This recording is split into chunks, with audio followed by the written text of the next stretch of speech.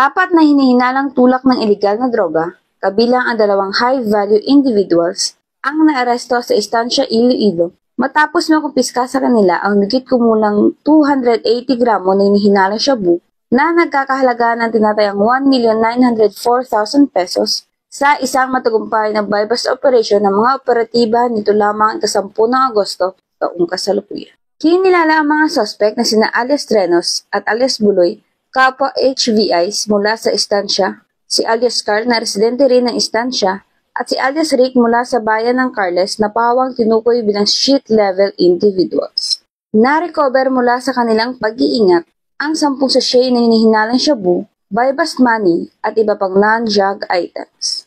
Pinangunahan ang operasyon ng Iloilo Police Provincial Office, Provincial Drug Enforcement Unit na pinangunahan ni Police Major Dachi de Lima kasama ang Estancia Municipal Police Station, 2nd Iloilo Police Mobile Force Company at Provincial Intelligence Unit.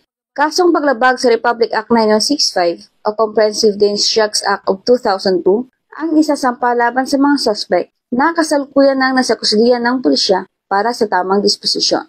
Muling pinatunayan ng Philippine National Police na sa kanilang mahigpit na pagbabantay at walang humpay ng operasyon, ligtas at protektado ang mamamayan laban sa banta ng ilegal na droga tungo sa ating bagong Pilipinas.